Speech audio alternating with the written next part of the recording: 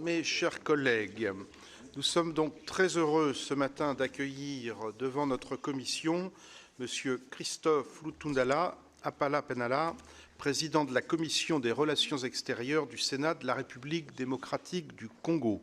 Je voudrais saluer aussi M. Émile Ngoï Kasongo, ambassadeur de la République du Congo, qui va nous rejoindre, je crois, dans quelques minutes. M. José Mpanda, président de la Commission Sécurité, Défense, Frontières, ainsi que l'ensemble de leurs collègues et nos collègues sénateurs qui les accompagnent. Monsieur le Président, cette audition a lieu dans le cadre de la visite du président du Sénat de la RDC, M. Jean-Michel Sama Lukonde Kenyé, qui a débuté hier. Nous sommes à un moment crucial, je crois, de la crise qui se déroule dans l'est de votre pays, qui vous préoccupe et qui nous préoccupe aussi vivement. Je rappelle que le mouvement M23, soutenu par le Rwanda, s'est emparé de Goma, la capitale provinciale du Nord Kivu, le 28 janvier dernier, puis 2 semaines plus tard de Bukavu au sud de Kivu. Il y a eu de très nombreux morts et blessés dans les affrontements. Aujourd'hui, Goma est coupé du monde et plus globalement, la crise humanitaire en cours dans la région a provoqué la fuite de 7 millions de personnes, dont 1 million depuis le début de 2025. Des pans entiers de territoire sont, selon le dernier rapport des experts des Nations Unies, sous le contrôle du M23. Et par ailleurs, la communauté de développement de l'Afrique australe, impuissante devant ces événements, a annoncé la fin de sa mission en RDC. 2 processus de négociation parallèles étaient en cours jusqu'à récemment. Le processus de Nairobi, sous l'égide de la Communauté des États d'Afrique de l'Est, et le processus de Luanda, dirigé par la présidence angolaise. Le 8 février dernier a cependant eu lieu à Dar es Salaam, en Tanzanie, une rencontre entre les chefs d'État de la SADC et de l'EOAC, à l'issue de laquelle a été annoncée la fusion de ces 2 processus. Il semble que cette fusion reste à formaliser. Parallèlement, une rencontre inattendue entre les présidents Tshisekedi et Kagame a eu lieu la semaine dernière à Doha, au Qatar. Monsieur le Président, pourriez-vous nous faire un point sur cette rencontre, sur les décisions qui ont été prises à cette occasion et, le cas échéant, quelles sont les prochaines étapes prévues? Bien évidemment, nous souhaiterions aussi échanger sur les relations bilatérales entre votre pays et la France. Celles-ci, je crois, sont déjà riches. La France est mobilisée depuis de nombreuses années pour garantir le respect de la souveraineté et de l'intégrité territoriale de la RDC et permettre ou contribuer au règlement de la crise dans la région des Grands Lacs. La relation France-République démocratique du Congo se nourrit par ailleurs d'un lien privilégié fondé sur la francophonie. Enfin, la visite du président de la République à Kinshasa en mars 2023 a donné lieu à des annonces importantes dans le domaine de la santé, en matière économique, culturelle ou encore dans le champ humanitaire. L'Agence française de développement a également des engagements importants dans votre pays. Monsieur le Président, je vous laisse la parole pour un propos liminaire, puis la parole ensuite sera à nos collègues, si vous le voulez bien, pour un échange de questions et réponses. Je rappelle que cette audition est captée et diffusée sur le site et les réseaux sociaux du Sénat. Monsieur le Président, je vous laisse la parole. Merci beaucoup, Monsieur le Président. Au-delà des pratiques diplomatiques et des règles de bienséance, laissez-moi, au nom de mes collègues, vous exprimer très sincèrement notre satisfaction de nous trouver dans cette salle qui porte les noms prestigieux de M. Monory, un homme d'État français, ancien ministre et ancien président du Sénat. Ce n'est pas toujours qu'on est ici.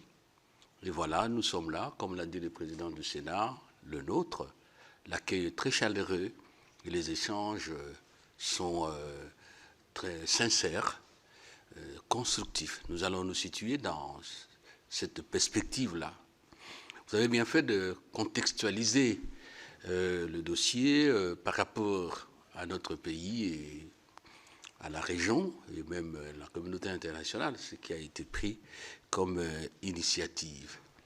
Je ne voudrais pas vous prendre le temps en revenant sur les faits. Mais permettez tout de même que je relève, à partir de ce que vous avez dit, quelques évidences qui nous permettent justement d'avancer dans nos échanges. La première évidence aujourd'hui, j'appelle évidence parce que les évidences ne se discutent pas, elles se constatent. Vous avez le fait que depuis 2022, l'armée rwandaise est présente sur le territoire de la RDC, armes et munitions, participant aux opérations militaires en soutien, en nombre de troupes et en équipement, en munitions, tout ce que vous voulez, à un mouvement rebelle. Cela s'appelle en droit international une agression caractérisée. Prenez la Charte des Nations Unies, l'acte constitutif de l'Union africaine, toutes les conventions que nous connaissons de relations entre États, que ce soit au niveau des Nations Unies ou au niveau de l'Union africaine, c'est clair comme de l'eau claire dans un verre clair, donc c'est de l'agression caractérisée. Une autre évidence, c'est que cette agression a provoqué, vous l'avez rappelé, Monsieur le Président, à juste titre, des déplacés de guerre. Aujourd'hui, en fait, nous battons le record. Et cette agression est venue donner encore de l'intensité et même de la vitesse au pillage de ressources de la RDC, les ressources minières particulièrement dans la partie concernée, les provinces du Nord et du Sud Kivu. Une quatrième évidence, c'est peut-être, on n'en parle pas tellement, c'est la destruction de l'écosystème, de l'environnement. C'est très important. Vous savez que la région du Nord Kivu, c'est une région riche en biodiversité, notamment en ce qui concerne le parc qui est là, en ce qui concerne d'autres minéraux et tout ça. Donc c'est une région qui protège beaucoup l'humanité et qui nourrit notre économie. La dernière évidence, et là, je n'ai même pas envie d'insister parce qu'il y a eu le Conseil aux droits de l'homme des Nations Unies qui s'est réuni il y a quelques mois à Genève, c'est la violation massive des droits de l'homme. Viol, recrutement d'enfants soldats, mauvais traitement, torture et même jusqu'à maintenant, ça continue. C'est ça, les évidences. Aujourd'hui, il y a beaucoup de rapports sur ça, à tous les niveaux. Ne perdons pas du temps beaucoup sur ça, allons vers les perspectives d'avenir. Et là, on peut dire aussi, et c'est aussi d'autres évidences, si on vous le permettez, qu'il y a eu beaucoup d'initiatives qui ont été prises par la communauté internationale, qu'elle s'appelle Nations Unies, qu'elle s'appelle l'Union européenne, qu'elle s'appelle l'Union africaine. En tout cas, de ce côté-là, ça n'a pas séché. On peut dire, grosso modo, que ces initiatives se cristallisent dans, à l'heure actuelle, la résolution 2773 du Conseil de sécurité qui était votée jusqu'au mois de février. Ça se cristallise aussi dans ce qu'on appelle processus de paix de Luanda et de Nairobi. On va en parler. Ça se cristallise aussi, c'est d'actualité fraîche, dans les différentes sanctions qui ont été prises au niveau des États, au niveau de l'Union européenne. Les Nations Unies, jusque-là, quoi qu'il a été saisi depuis longtemps par la RDC, n'a pas encore véritablement pris des sanctions, mais elle a donné des orientations contraignantes, à tous les moins, dans la résolution 2773. Alors, le défi, nous semble-t-il, c'est la mise en œuvre effective de ces résolutions et de ces sanctions pour qu'elles produisent les résultats escomptés.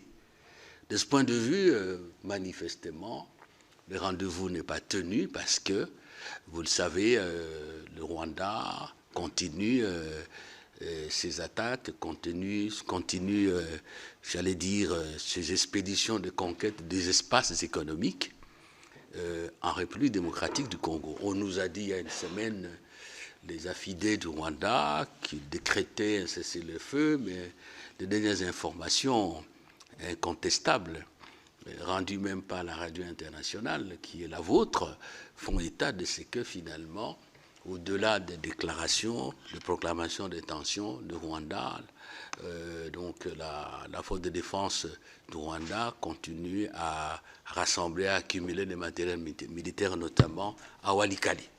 Donc là, c'est ça le problème. Qu'est-ce que nous sommes venus faire ici? Et pourquoi nous sommes là? Nous sommes là parce que la France est un pays membre permanent du Conseil de sécurité. Vous comprenez le poids de la France dans le processus décisionnel au niveau du règlement des conflits internationaux, pour ne pas dire de la gestion des affaires internationales. Nous sommes là aussi parce que la France, depuis que nous avons l'indépendance, est un partenaire important. Qu'est-ce qu'on dit là? Un partenaire traditionnel. Nous sommes là également parce que la France a pris sur elle, je ne dis pas le poids, la responsabilité d'être la plume de la RDC depuis 30 ans, parce qu'en fait la situation actuelle c'est la 4e agression du Rwanda contre la RDC. C'est la France qui propose un ensemble de décisions pour utiliser les termes des résolutions sur la RDC au niveau du Conseil de sécurité. Ce n'est pas un petit travail. C'est un travail qui nécessite la réflexion, la connaissance du dossier et surtout sur le plan diplomatique et la capacité de dégager ou de faire dégager des consensus, parce que permettez que je dise que l'écriture d'une résolution, c'est pas une lettre d'amitié, c'est pas en tout cas une promenade de santé intellectuelle. C'est un travail difficile. J'en ai l'expérience pour avoir été aux affaires étrangères. Parfois on négocie les résolutions pendant 3-4 semaines jusqu'aux petites heures et la France a toujours été là. Et la France aussi, dans le passé, nous sommes des parlementaires, nous savons que souvent, le Quai d'Orsay prend soin de se concerter avec la RDC, même au niveau parlementaire, sur les résolutions. Et nous sommes là enfin parce qu'il y a une langue que nous partageons. Que dit, ce n'est pas langue seulement, parce que la langue véhicule. C'est une vision du monde. C'est une pratique de la vie, c'est une conception de relations, bref, c'est une culture, évidemment, dans la perspective de la multiculturalité qui caractérise la francophonie. Et nous avons des valeurs, la démocratie, que vous avez résumée chez vous, liberté. Nous avons en commun l'état de droit, qui, à l'interne, vous traduisez certainement par l'égalité des citoyens. Et à l'échelle internationale, la solidarité, que vous traduisez chez vous par la fraternité. Donc ce sont des valeurs que nous partageons, et quelque part nous allons en parler, il y a quand même des problèmes. Nous sommes en train de nous poser des problèmes sous ces partages-là. Le vécu de nos valeurs au niveau de l'OIF nous pose à nous, Congolais, des problèmes. Et sur ce point-là, qu'est-ce que nous attendons de nos collègues sénateurs français? Nous savons que dans votre constitution comme dans la nôtre, c'est le gouvernement qui définit, qui conduit la politique de la nation. Bien sûr, sous l'œil vigilant du Parlement, chaque chambre selon les compétences constitutionnelles. De toutes les façons, les moyens de contrôle et d'information sont à notre possession et nous sommes, on dit, l'autorité budgétaire. Et donc, comme parlementaires, et en l'espèce sénateur, nous avons quand même des instruments qui nous permettent d'interférer, pas négativement, de faire pencher l'action gouvernementale vers certaines priorités, notamment ici les priorités d'amitié et de coopération. Nous attendons de nos collègues sénateurs d'user de ces instruments qui sont à notre portée, qui sont classiques, mais qui ne restent pas moins efficaces. Pour faire quoi? un, obtenir effectivement l'application de la résolution 2773 du Conseil de sécurité des Nations Unies. Je n'ai pas de la peine à revenir sur ça parce que la plume est là, je suis devant la plume. Nous attendons de vous également que, au niveau des institutions européennes, là la France joue un rôle, je le dis, je n'invente rien. Ce sont plutôt des responsabilités que ce qui a été adopté d'abord par le Parlement européen, ensuite par le Conseil des ministres, qu'au niveau de la Commission, ça devienne effectif, que les décisions qui ont été prises soient effectivement appliquées. Et nous sommes des parlementaires, nous savons aussi, même à l'interne, entre le Parlement et l'exécutif, c'est toujours pas toujours le même discours et surtout pas toujours la danse au même rythme. On peut être d'accord sur la vision, mais quand ça arrive au niveau de l'application, il faut toujours que le Parlement vigile. Donc là aussi, il y a un élément important. Qu'est-ce que nous attendons de vous? Il y a des perspectives, des résolutions qui ont été prises au niveau d'autres institutions internationales, mais qui ont de l'importance.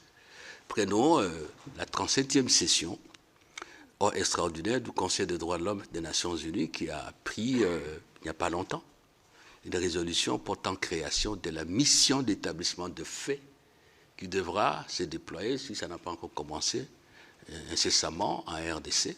C'est dans leur procédure.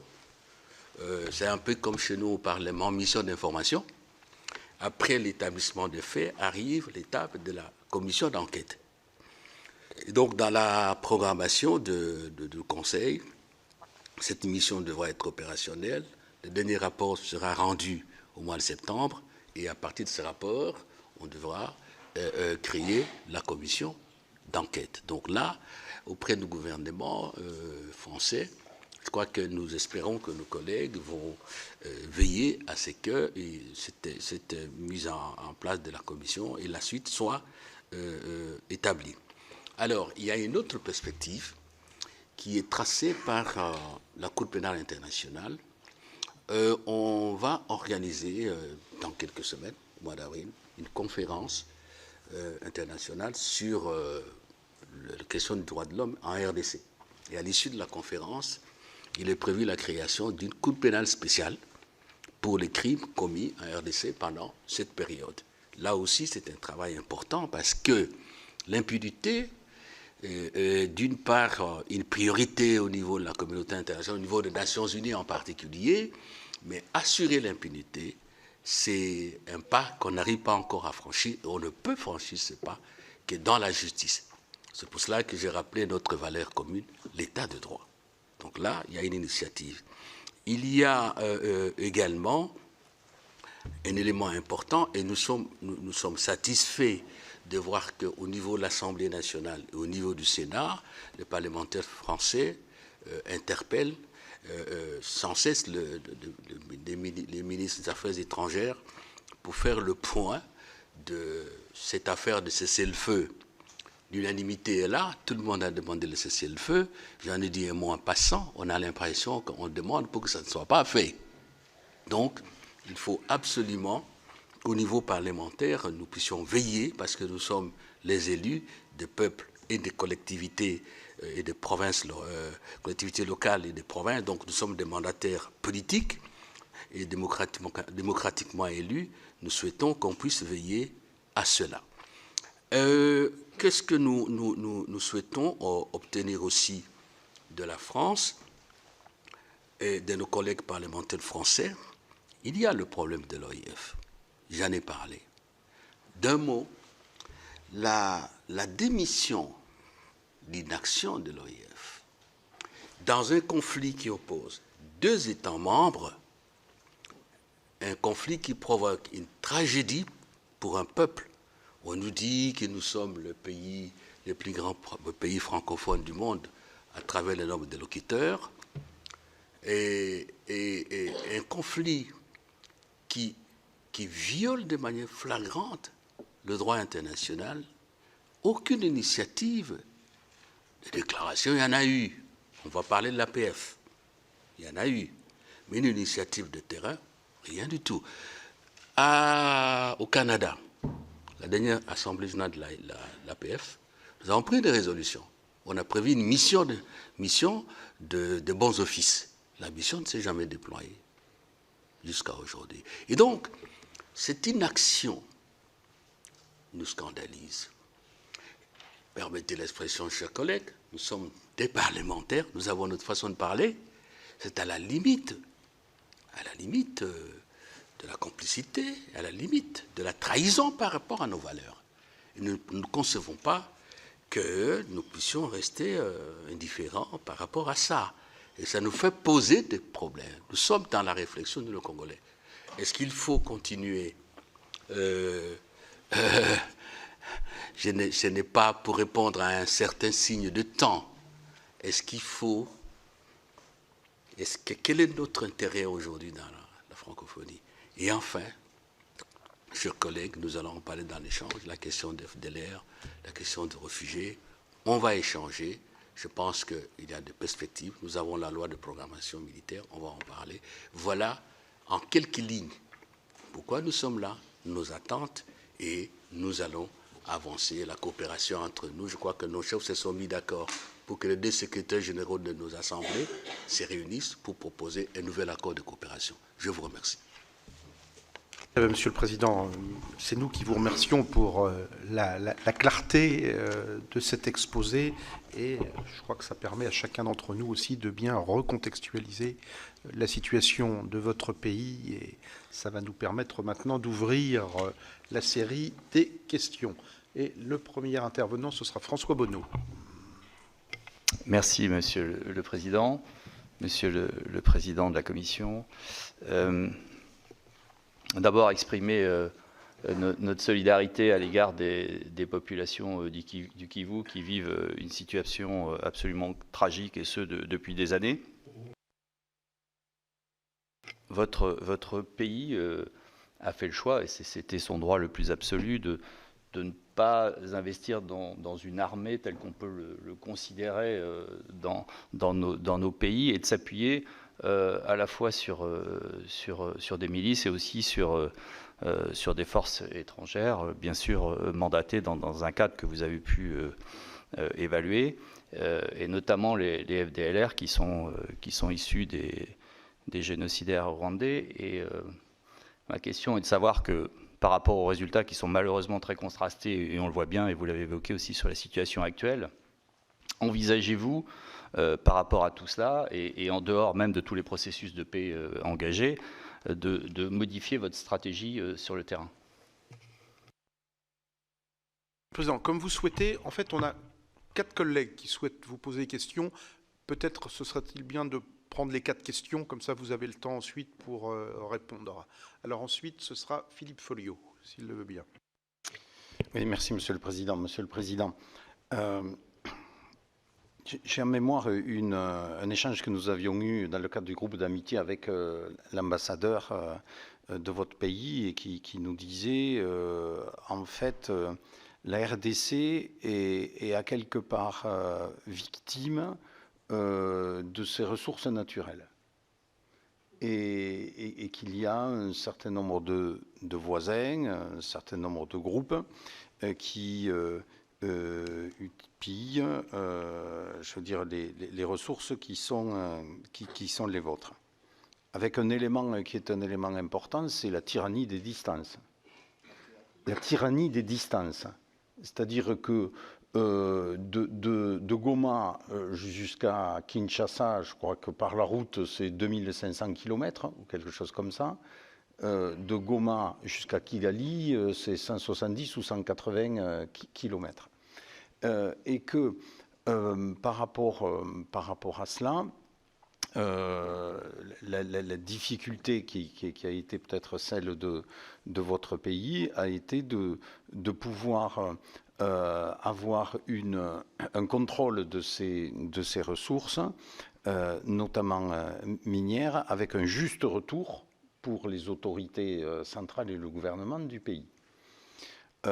Y compris dans le Kivu, nord ou sud, il y a des exploitations qui sont engagées par des groupes étrangers, des groupes canadiens et des groupes chinois. Il semblerait que certains d'entre eux, malgré la situation sécuritaire très compliquée qu'il y a aujourd'hui, continuent leurs travaux d'extraction sans aucune, a priori, difficulté, tout au moins par rapport à la perception de ce qui nous en est dit. Pouvez-vous nous dire quelle est la réalité de la situation par rapport à cela ? Et parce que ces enjeux d'exploitation des ressources sont aussi sous-jacents, et du contrôle de l'exploitation de ces ressources sont aussi sous-jacents par rapport à la situation sécuritaire qu'il peut y avoir donc, sur le secteur. Et donc, et selon vous, comment faire pour faire de telle sorte que les ressources liées à ces exploitations donc, puissent mieux profiter à votre pays et puis mieux assurer les éléments relatifs au développement de celui-ci? Alors, la question suivante, c'est Hélène Conway-Mouret. Merci, Monsieur le Président. Merci à vous pour votre présence. Je pense qu'il est très, très important pour nous d'entendre les faits. Et je crois que vous nous rassurez aussi quant à votre volonté de défendre l'état de droit et le droit international qui, aujourd'hui, n'est pas forcément respecté par ce que l'on pourrait attendre. Bien sûr, c'est l'occasion pour nous aussi d'exprimer toute notre solidarité avec vos populations qui souffrent aujourd'hui. Mais comme nous sommes ici à la Commission des Affaires étrangères et de la Défense, je voudrais vous entendre sur la question de défense de votre territoire. Comment aujourd'hui nous pouvons, alors en tant que parlementaires, mais également à différents niveaux, vous soutenir dans vos efforts pour... Il faut espérer qu'il y ait un cessez-le-feu et la paix, mais la paix doit se défendre. Il faut que vous soyez en capacité ensuite de défendre et de continuer à défendre vos populations et vos territoires. Et donc, comment est-ce que nous pouvons, au niveau français et peut-être européen, eh bien, vous apporter un soutien dans vos réflexions, dans les besoins que vous pouvez exprimer. Et le dernier point, le Rwanda joue une carte très forte, justement avec la capacité de déployer son armée bien au-delà de ses frontières, sur l'ensemble du continent africain, en rendant des services à un grand nombre de pays. Et pour cela, eh bien sûr, ce pays a besoin de financer, d'équiper, de payer ses soldats, ce qu'ils font très bien. C'est une armée qui est plutôt performante, mais qui fait qu'un grand nombre de pays, peut-être, préfèrent regarder ailleurs par rapport à ce qui se passe sur votre territoire pour pouvoir bénéficier des services rendus par l'armée rwandaise dans un nombre, disons, de pays. Merci. Et dernière question, ce sera Jean-Luc Rouel. Merci, Président. Ça rejoint un peu les interventions de mes collègues.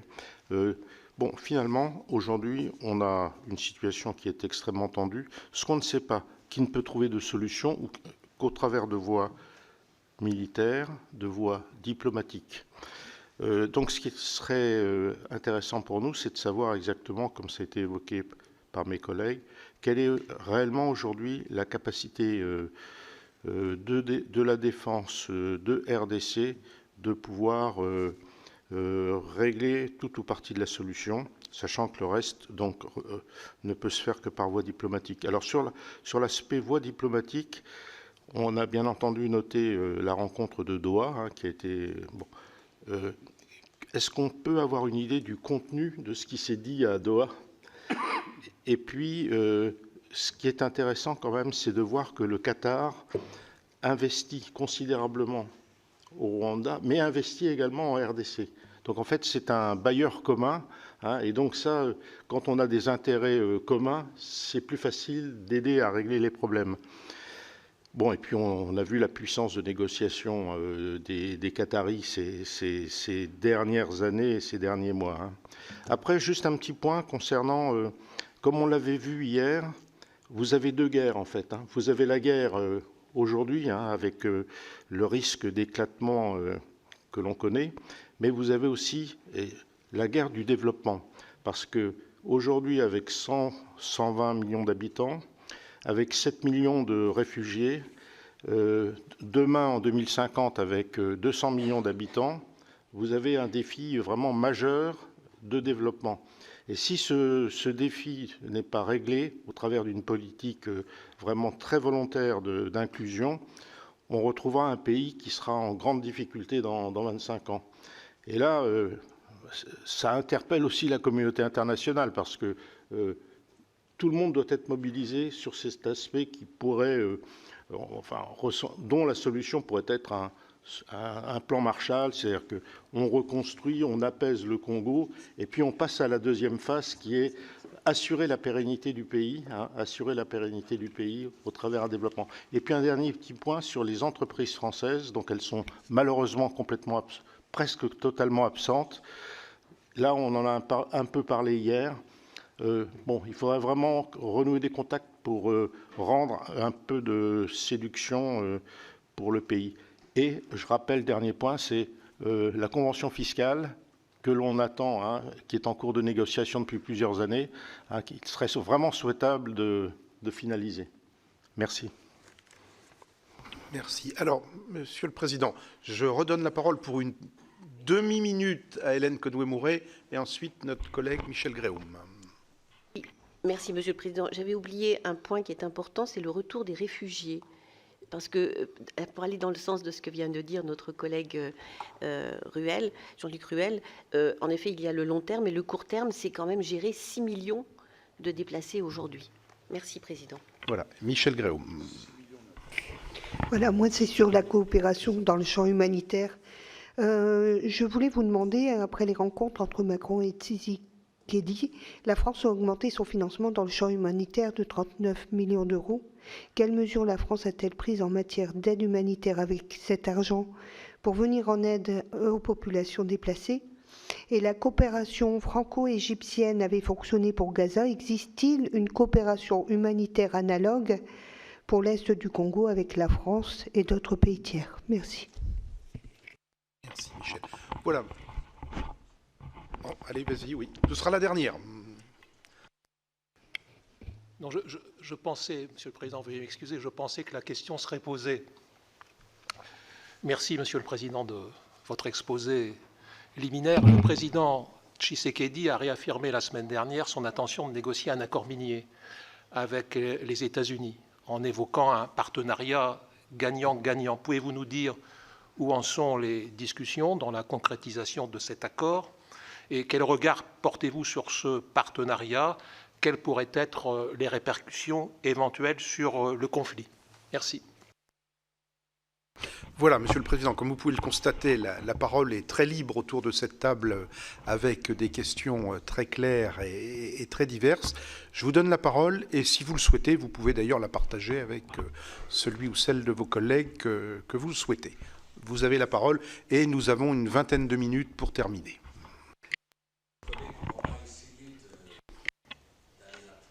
C'est pratiquement une quinzaine de questions. Bon, allez, on y va.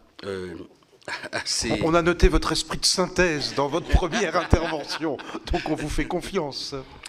Non, le Congo n'a pas choisi de ne pas investir dans l'armée. Il n'y a pas au monde un État responsable ou des dirigeants responsables qui peuvent faire ce choix-là.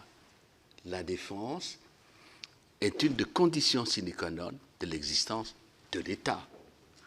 C'est pour ça qu'il y a un commandant suprême et tout ce que vous connaissez. Nous n'avons pas choisi non plus de travailler avec de groupes armés. C'est très important, chers collègues, qu'on ait des précisions là-dessus. Brièvement, l'armée congolaise dont a hérité le président Tshisekedi, c'est une armée composée bien sûr d'hommes et de femmes déterminés, courageux, mais une armée qui a été, je n'hésite pas, totalement démotivée, neutralisée et infiltrée. Vous connaissez cette affaire des accords, mixage, brassage et tout, et tout. L'AFDEL arrive, tout le système de défense a été détruit. Je ne dis pas bon ou mauvais, mais c'est un constat que je fais. Il fallait refaire. Et quand Laurent Désiré Kabila s'est mis au travail, ça n'a pas fait longtemps, il est parti, il a été tué. Et après, vous connaissez, parce que nous sommes à la 4e agression du Rwanda. Le président Tshisekedi arrive, il essaie de reprendre les choses en main. Mais il ne faut pas oublier, chers collègues, il y a eu cette affaire d'embargo qui par la suite était devenue l'obligation de déclarer les armes et les munitions qu'on achète. Je ne sais pas si un État peut créer une armée dans ces conditions-là, sous embargo. Et plus important, ce n'était pas que les achats des équipements et d'armes. La formation, la résolution du Conseil de sécurité pendant au moins 10 ans interdisait à la RDC d'être assistée pour former les militaires. Et c'est maintenant, au moment où le président Tshisekedi change le leadership militaire, paf, le Rwanda s'aperçoit que bon, là ça va changer, nous sommes en guerre. On ne produit pas sur des claquements de doigts un militaire. Le militaire, c'est une culture, le militaire, c'est un état d'esprit, les militaires, c'est un état physique aussi.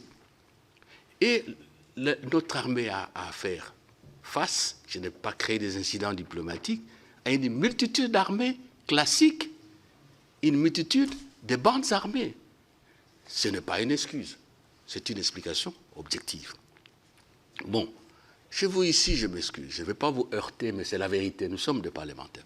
Il y a eu les résistants. Hein? Vous connaissez les résistants en France. Les résistants n'étaient pas des bandes, je ne sais pas, armées, non. Ce sont des citoyens français qui, à un moment crucial de l'histoire de la nation, ont décidé de résister à l'ennemi. Quand vous entrez dans un village au Nord Kivu, vous tuez, vous pillez, vous violez, est-ce qu'on peut interdire aux Congolais de s'organiser, de se défendre? Là, il faut qu'on se comprenne bien. Donc, les Wazalendo qui travaillent avec nos forces ne sont pas différents des résistants que vous avez connus. Je ne connais pas de procès contre les résistants ici. Peut-être que je connais très mal, de manière incomplète, l'histoire française. Ce n'est pas souhaitable. Mais la défense est un instinct naturel de tout homme qui vit. Et voilà la réalité. Les efforts sont faits, mais quand les efforts sont faits pour l'armée, en même temps on vous agresse de cette manière-là, ça n'est pas facile. Ce n'est pas facile. Alors, l'FDLR, ça fait longtemps. 94, je crois, le génocide. Comptons, ça vous fait 94, 6 plus 25, ça vous fait combien? 31 ans. Et plus d'une fois, le Rwanda est venu au Congo, avec l'AFDL, avec le RCD, avec l'autorisation du gouvernement congolais à l'époque du président Joseph Kabila, pour maîtriser l'FDLR. Avec le président Tshisekedi, nous avons commencé une action commune et nous avons rapatrié, avec l'aide du Haut-Commissariat des Nations Unies aux réfugiés, plus de 5000, dont les FDLR et leur dépendance. C'est parce que le président Kagame n'a pas voulu qu'on poursuive la coopération qu'on est arrivé. Et combien sont-ils restés? C'est résiduel. Qu'à cela ne tienne. Maintenant, là, au moment où nous parlons, chers collègues, le président Lourenço, il a obtenu un résultat très important, lequel? On a adopté un plan de démantèlement des résidus d'AFDLR. Ça, c'est vrai. On s'est mis d'accord sur un programme de retrait de troupes rwandaises et appelle l'assouplissement de mesures de défense. Tant pis. Mais maintenant qu'il arrive le moment de signer cet accord pour qu'on commence l'opération de démantèlement de ces résidus-là, le Rwanda dit « moi je ne signe pas, comprenne qui pourra ». Et au moment où nous parlons, est-ce que le Rwanda parle encore de FDLR comme avant? Non, parce que le problème est économique. Donc, nous avons toujours dit que nous sommes ouverts à toute initiative tendant à a décidé la cartographie des FDLR, tendant à les éradiquer, étant entendu qu'il y a l'accord de Nairobi, en avril 2022, qui donnait à chaque État ayant de groupes armés en RDC la responsabilité de prendre langue avec ce groupe pour faire une offre de paix. Le temps nous est compté. Je crois qu'on s'est compris sur le dossier d'FDLR. Appliquons l'accord qui a été accepté sous la médiation du président Lorenzo. L'affaire sera terminée. Mais le Rwanda sait que non. Si c'est appliqué, il n'y a plus la mayonnaise à offrir. Voilà. Alors, donc nous sommes là. Le collègue va vous parler de la programmation militaire. On investit je vais donner ce qui est de moi.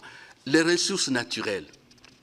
Les ressources naturelles, il y a un collègue qui a posé des questions. Il y a une exploitation illégale anarchique. Ça fait longtemps qu'on a travaillé sur ça. On peut en parler. Mais une question simple.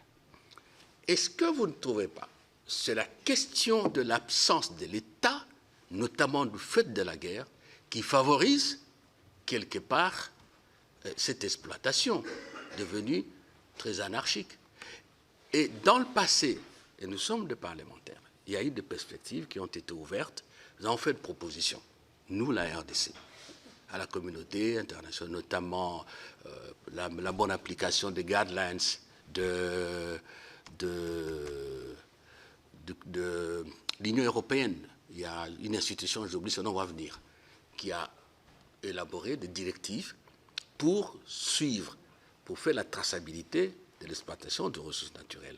Nous n'avons pas cessé de demander à nos partenaires la coopération au niveau douanier, la coopération au niveau du système bancaire, pour justement essayer d'endiguer ce mal. Et nous-mêmes, nous prenons des décisions. Donc le mal est là, mais il faut rétablir l'État. Et c'est pour cela que vous comprenez qu'on ne laisse pas le Kivu tranquille, notamment pas le Rwanda, parce que le Rwanda vit de cela. Et permettez, chers collègues, c'est l'occasion de parler du MOU que l'Union européenne a signé, parce que nous apprenons depuis quelques jours qu'au niveau de l'Union européenne, il y a des États qui estiment non, c'est un MOU, il faut l'appliquer. Ah non.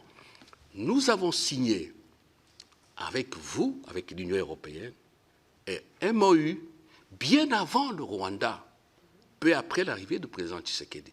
Et nous vous en parlons parce que nous étions dans l'affaire. Nous avons fait de propositions. Ça n'a pas été appliqué. Paf, l'Union européenne, si. Le reste, vous le connaissez. Gagnons du temps. Mais nous avons fait une dernière proposition. Cette année, non, l'année passée au mois de mai. Elle est laquelle? Nous avons proposé à l'Union européenne la mise en place de comités conjoints des experts de l'Union européenne et de la RDC pour étudier toutes les questions liées à la traçabilité des produits miniers congolais qui sont acheminés sur le marché européen. 2, pour voir quelles sont les dispositions pratiques pour que le MOU que nous avons signé avec lui soit mis en œuvre. Comme ça, vous sortez de la zone du minerai de sang. Et nous avons écrit, nous n'avons pas de réponse jusqu'au moment où nous parlons. Nos experts sont prêts. Voilà une proposition concrète et nous ne savons pas pourquoi l'Union européenne n'a pas saisi l'opportunité. Donc cette question-là aussi, elle est cruciale et nous continuons à dire, chers collègues, nous comptons sur vous, que vos gouvernements ne s'engagent pas dans le recel. Ça n'est pas normal, c'est contraire aux valeurs de civilisation qui sont les vôtres. Capacité de développer, la question de l'armée, vous allez l'aborder tout de suite là, parce qu'il y a eu beaucoup de questions. Capacité de développer le besoin d'équiper l'armée, il va en parler. Solution diplomatique. Oui, aucun État ne peut accepter la guerre. Et ne perdons pas de vue, collègues, que la guerre se passe chez nous. C'est nous qui sommes victimes de tout ce que nous déplorons. Violation des droits de l'homme, pillage et tout. Est-ce qu'il est normal que nous ne refusions le dialogue? Mais est-ce qu'il est normal aussi que nous ne défendions pas? C'est ça. Nous pensons qu'aujourd'hui, le président Lorenzo a déjà obtenu 2 acquis. Et nous inscrivons totalement dans ces 2 acquis-là. Le processus de Nairobi, je vous ai dit, c'est une décision qui a été prise par les chefs d'État de l'EAC East African Community, Comité d'Afrique de l'Est, au mois d'avril.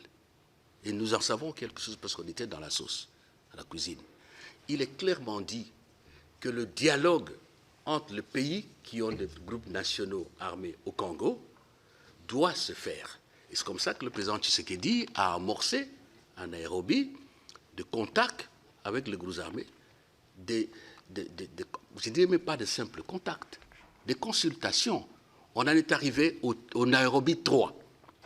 Au Nairobi 2, l'M23 qui était là est parti. Le Rwandais a dit, pas question, prenez les armes. Nous attendons Nairobi 4. Dès qu'on convoque Nairobi 4, les dialogues continuent. Et on ne voit même pas comment se pose le problème du dialogue. Parce qu'au lieu de signer l'accord sur le bilatéral, parce que n'oubliez pas que le président Lorenzo, Luanda, c'était pour gérer les relations entre le Rwanda et la RDC. C'était la mission confiée au président Lorenzo. Mais ce n'est pas le dialogue interne.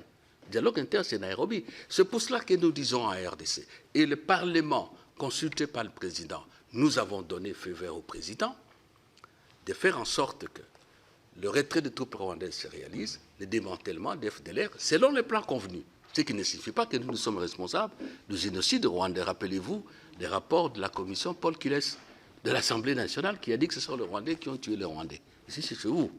Donc, comprenez-nous bien. Donc, nous n'avons pas de problème. Mais qu'on ne sorte pas avec de fausses raisons. Doha. Qu'est-ce qui se passe?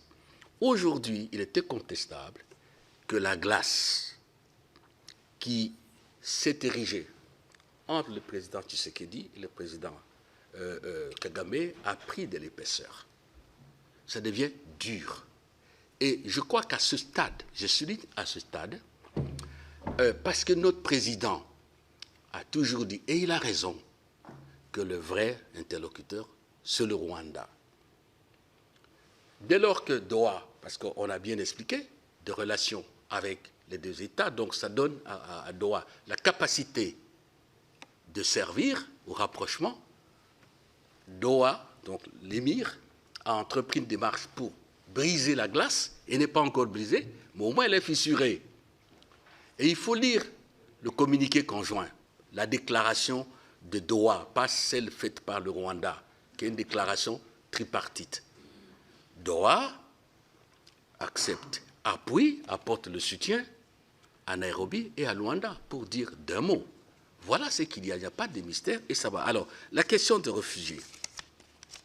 La traçabilité, je parlais de la traçabilité, la question des réfugiés. Au mois de mai de l'année dernière, à la demande, à l'initiative du président Félix-Antoine Tshisekedi, le haut-commissaire des Nations Unies aux réfugiés a réuni les ministres des Affaires étrangères de l'époque, qui est devant vous, et la ministre chargée des urgences, la ministre rwandaise, à Genève, pour traiter de ce dossier.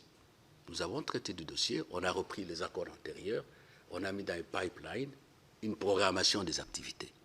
Ça a été signé. Si on savait, j'allais vous amener ça.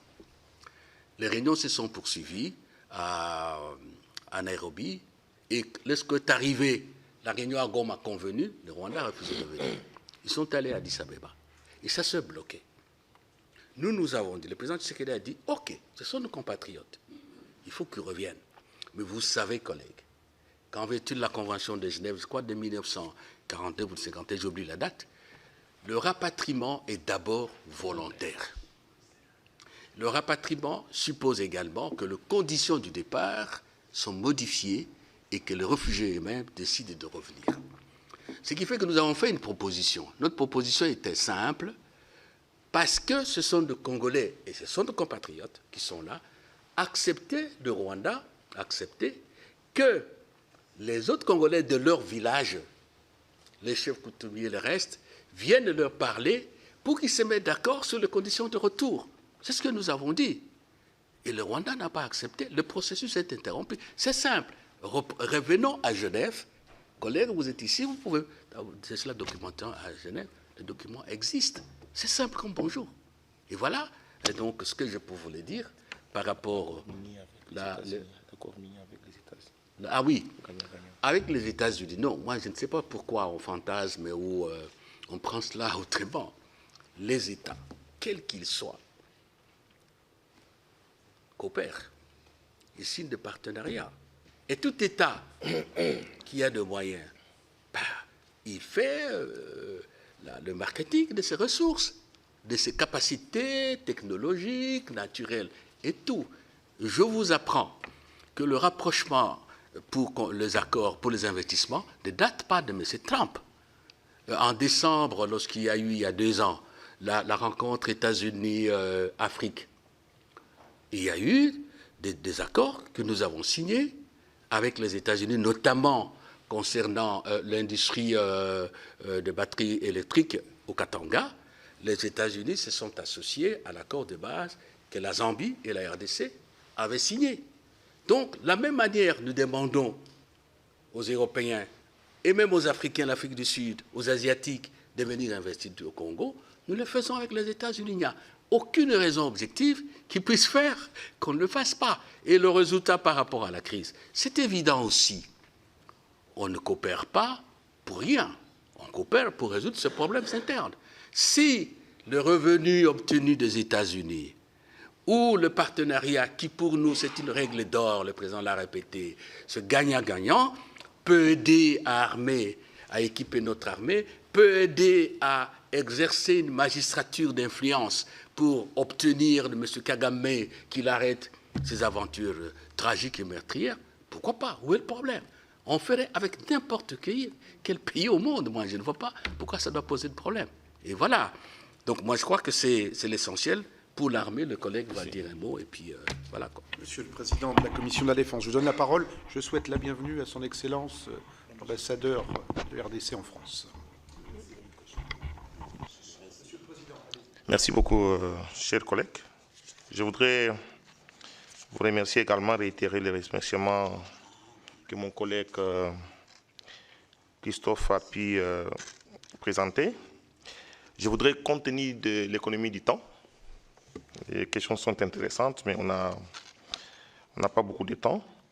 Je vais juste revenir sur la défense, simplement sur la défense, puisqu'avec brio, il a déjà présenté tout ce qu'il y a comme diplomatie et tout ce qu'il y a comme problème des réfugiés. Je soutiens ce qu'il vient de dire. Le président Tshisekedi a hérité une armée faible, inexistante. Alors, il se met dans les réformes.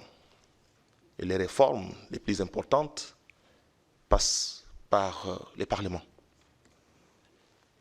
En héritant de cette faiblesse qui existe, une armée ramenée de tout abord, de toute forme de personnes, brassage, tout ce que vous connaissez, que nous avons hérité de tout ce qui a existé avant. Il amène les réformes, et la première réforme, c'est la loi de programmation militaire que nous avons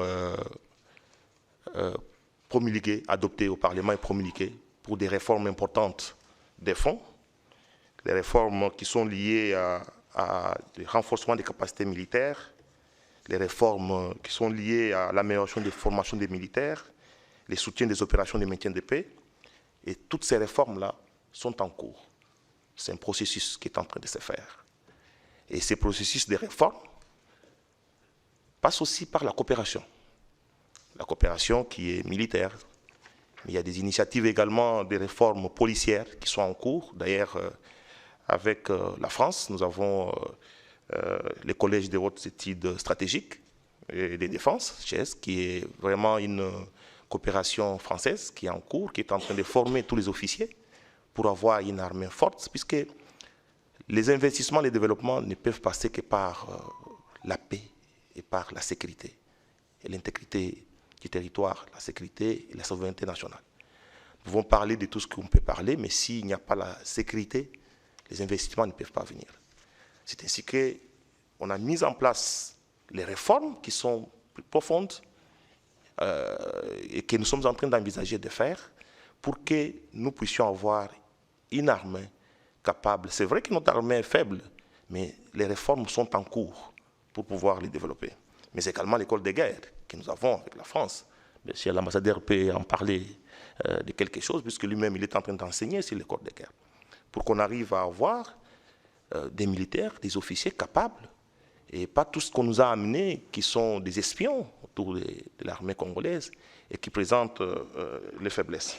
Donc les réformes, cette grande réforme de la loi de programmation militaire nous permettra de mettre en place une armée forte, capable de servir le pays et créer une stabilité pour développer notre pays. Donc, nous en avons parlé hier dans les discussions au niveau des présidents pour que nous puissions mettre en place cette coopération non seulement militaire, mais également policière, qui permettra que nous puissions avoir des hommes et des appuis en équipement et en tout ce qu'il y a comme formation et échanger les expériences possibles entre les deux États pour que nous puissions mettre en place mettre fin à cette instabilité au niveau de nos pays respectifs. Voilà, en grande ligne, mais nous allons pouvoir procéder nous avons échangé avec des collègues pour que nous mettions en place cette coopération qui nous permettra de pouvoir appuyer l'armée congolaise par des formations, par l'échange d'expériences et par une coopération stable. Merci beaucoup. Un petit rien, collègue. Allez-y, Monsieur le Président. Oui, il y a un collègue qui a parlé de la capacité du Rwanda avec son armée, le Rwanda qui est dans des missions de paix, en fait. On a déjà entendu ce discours, mais c'est extrêmement dangereux. Le fait que le Rwanda ait des militaires, participe aux opérations de maintien de la paix dans le monde, ne lui donne pas la licence de violer le droit international, de tuer et de piller. Je suis dans le pays de la Révolution française. Je suis dans le pays membre de l'OIF. Ça n'est pas possible. Et tenez-vous bien, chers collègues, l'Afrique de l'Ouest a des populations transversales. Si un Peul a un problème, ou des Peuls en Guinée, les Peuls qui sont au Sénégal, vont-ils dire oui, le Sénégal va dire oui, moi j'interviens. Nous avons des tribus, de communautés transversales avec la Zambie, avec l'Angola, avec la Tanzanie et ainsi de suite. Quelle serait l'Afrique si on institutionnalise les interventions des États au motif que les membres des communautés qui sont chez moi seraient martyrisés, seraient persécutés, ce qui est faux d'ailleurs, parce que vous ne pouvez pas être persécuté en ayant des officiers militaires, des généraux, en ayant des membres au gouvernement. Donc, nous avons dit à certains pays qui nous ont parlé de cela. Non, bien au contraire. Lorsqu'on fait partie des soldats de la paix, on doit incarner un modèle de société. On doit incarner la Charte des Nations Unies. On doit incarner le droit international dans ce qu'on fait. Et ça, c'est dangereux. Et c'est l'affaire de 20 millions mensuels. Parce que vous savez que l'argent est fongible. Quand vous mettez à la disposition de l'État 20 millions parce qu'il y a une opération de maintien de la paix, vous ne savez pas à quoi servent ces 20 millions. Les armes qu'on achète. Nous, on nous a dit à l'époque, il faut déclarer toutes les munitions que vous achetez, toutes les armes. Le Rwanda, ça n'a pas été le cas. Donc, c'est très dangereux de développer ce genre de conception. Tout le monde doit travailler pour la paix et la sécurité internationale. C'est comme ça qu'en 1945, on a créé les Nations Unies après la Société des Nations. Nous sommes des parlementaires, des pays démocratiques, des pays qui croient à l'état de droit. Je crois que nous sommes d'accord sur ça et arrêtons ça. Monsieur le Président, merci pour cette excellente conclusion. Monsieur l'ambassadeur, si vous le voulez bien, je vous laisse le mot de la fin. 5 minutes.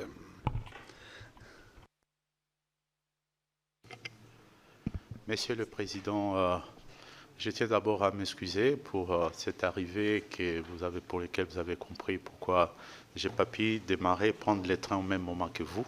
Question protocolaire également. Je n'ai pas grand-chose à pouvoir ajouter ici. En termes des mots de la fin, je voudrais d'abord dire que nous avons une coopération militaire historique entre la France et la République démocratique du Congo. Et à chaque fois que, dans le passé, l'intégrité territoriale et la souveraineté de la République démocratique du Congo ont été mises en jeu, la France est intervenue. Souvenez-vous de l'opération où la Légion avait sauté sur Kolwezi en 1978. Souvenez-vous également en 2023-2024, il y a eu des événements tout à l'est de la République, au nord-est de la République, avec l'Ituri, où l'opération Artemis, à l'initiative de la France, a été mise en place, ce qui a permis rapidement de restaurer l'intégrité territoriale de la République démocratique du Congo. Et aujourd'hui, moi je suis un ambassadeur particulièrement, je ne dirais pas totalement heureux, mais quand même, je suis plus ou moins satisfait de l'implication notamment de la France. On a vu même le débat au Conseil de sécurité des Nations Unies. L'ambassadeur de France auprès des Nations Unies a eu une position très tranchée sur la question de la condamnation du Rwanda comme pays agresseur, et étant également la plume du Conseil de sécurité. On a bien vu que lors des débats, il y avait quand même certains pays dont je ne vais pas citer ici, qui semblaient un peu en porte-à-faux avec justement cette résolution, mais la France y a contribué aussi pour avoir justement ces consensus, cette unanimité avec laquelle la résolution a été votée. Mais maintenant, la France dispose de plusieurs leviers sur le plan diplomatique, et je suis très heureux que le président de la Commission des affaires étrangères du Sénat congolais l'ait rappelé en long et en large. Et nous pensons que la France peut faire encore davantage. Nous attendons davantage avec la France. Ce n'est que naturellement, vous le savez très bien, que nous avons un héritage en commun qui est la langue française.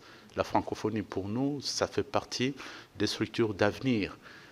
Aujourd'hui, l'avenir est dans le multilatéralisme, et nous pensons que la RDC, c'est un allié fondamental dans le cadre de la francophonie. C'est pour ça, d'ailleurs, nous pensons de plus en plus jouer les rôles à la dimension de notre représentativité au sein de la francophonie, étant donné justement que sur le plan démographique, la RDC dispose de plus des locuteurs dans le monde qui parlent français.